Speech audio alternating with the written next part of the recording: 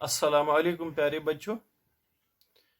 بچوں، ہم آپ کی کتاب سے جو سبق پڑھ رہے ہیں پیٹرولیم جس کا نام ہے اس کو آج بھی جاری رکھتے ہیں۔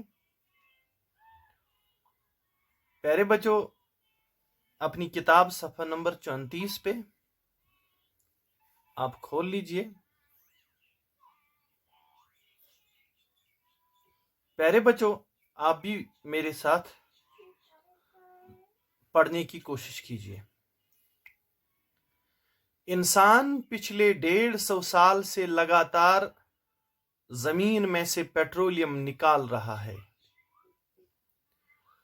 اگر زمین سے پیٹرولیم نکلنا بند ہو جائے تو زندگی کی رفتار گویا تھم جائے گی۔ موٹر گاڑیاں، کاریں، بسیں ایک دم بیکار ہو جائیں گی۔ ریل گاڑیاں پٹریوں پر دری کی دری رہ جائیں گی۔ ہوائی جہاز فضا میں اڑان بھرنے سے رہ جائیں گے۔ کارخانے بند ہو جائیں گے۔ گویا دنیا 150 سال پیچھے چلی جائے گی۔ تو پیارے بچوں، ہم چونکہ پیٹرولیم کے فائدے پڑھ رہے تھے کہ پیٹرولیم ہمارے لیے کتنا فائدہ مند ہے،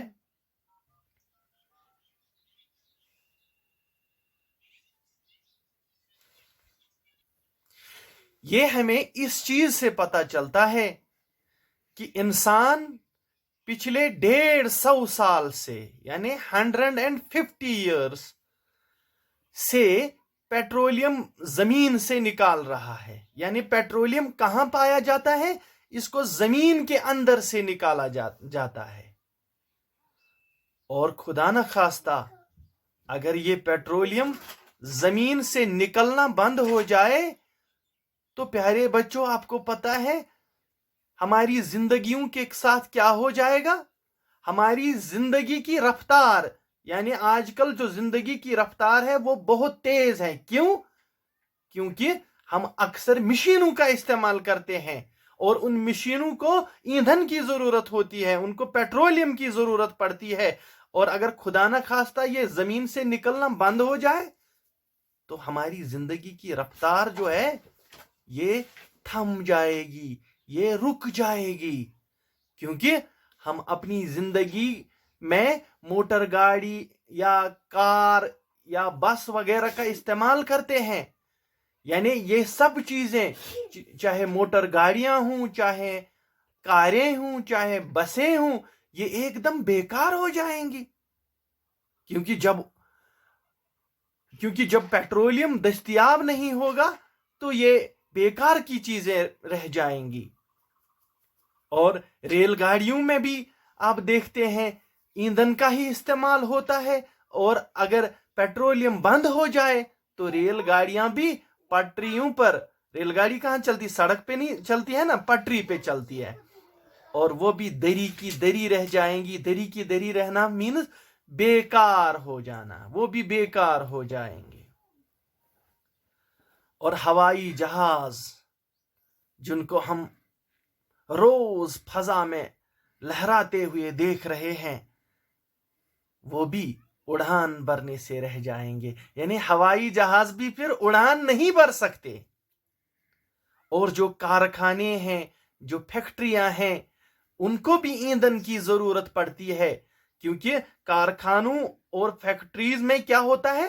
مشینری کا استعمال ہوتا ہے، مشینوں کا استعمال ہوتا ہے، اور ان مشینوں کو چلنے کے لیے ایندھن کا استعمال ہوتا ہے۔ اور جب ایندھن ہی دستیاب نہ ہوگا تو وہ کارخانے بھی بند ہو جائیں گے۔ یعنی گویا دنیا پھر سے 150 سال پیچھے چلی جائے گی، اور پرانے لوگ جیسے زندگی بسر کرتے تھے ویسے ہی پھر سے ہمیں زندگی بسر کرنی پڑے گی۔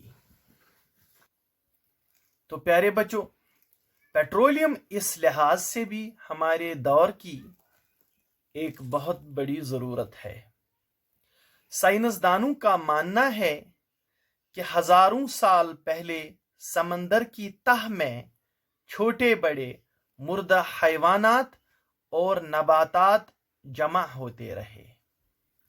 وقت گزرنے کے ساتھ ساتھ ان کے اوپر ریت کی موٹی تہیں چڑھتی رہی۔ یہ سلسلہ صدیوں تک جاری رہا، یہاں تک کہ یہ حیوانی اور نباتاتی اجزاء بہت زیادہ دباؤ اور گرمی کی وجہ سے پیٹرولیم میں تبدیل ہو گئے۔ تو پیارے بچوں، یہ پیٹرولیم ہمارے دور کی ایک بہت بڑی ضرورت ہے۔ پیارے بچوں، آپ کو پتا ہے یہ پیٹرولیم کیسے بنتی ہے؟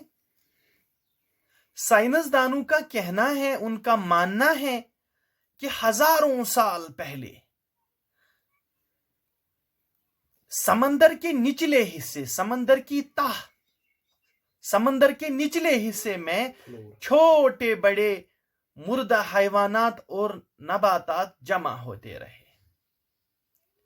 جیسے کہیں پہ ہم کوڑا کچرا ڈال دیتے ہیں اور وہ جمع ہوتا رہتا ہے، اسی طرح سائنسدانوں کا ماننا ہے کہ سمندر کے نچلے حصے میں یہ مردہ جانور اور سڑے ہوئے پیڑ پودے یہ جمع ہوتے رہے، اور وقت گزرنے کے ساتھ ساتھ یعنی آہستہ آہستہ ان کے اوپر ریت کی موٹی تہیں بھی چڑھتی رہی، ریت بھی چڑھتی رہی اور ریت کے لیئرز بنتے رہے، اور یہ سلسلہ صدیوں تک جاری رہا، یعنی 100 سال تک جاری رہا، یہاں تک کہ یہ حیوانی اور نباتاتی اجزاء بہت زیادہ دباؤ اور گرمی کی وجہ سے پیٹرولیم میں تبدیل ہو گئے۔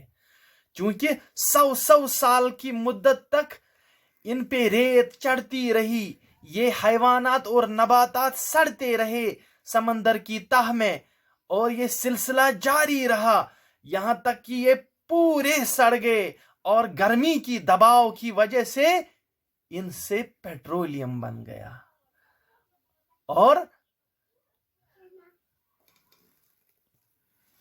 اور ہمارے لیے پیٹرولیم کا ایک بہت بڑا ذخیرہ جمع رہا۔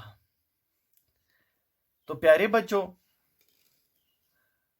اب ہم نے جان لیا کہ یہ پیٹرولیم زمین کے اندر موجود ہے، اس کو زمین کے اندر سے نکالا جاتا ہے، اور اگر ہم سائنسدانوں کی مانیں تو یہ ہزاروں سال پہلے سمندر کی تہ میں سڑے ہوئے حیوانات اور نباتات گرمی کی دباؤ کی وجہ سے پگھلتے گئے، اور انہی سے یہ پیٹرولیم بنتا گیا۔ تو پیارے بچوں،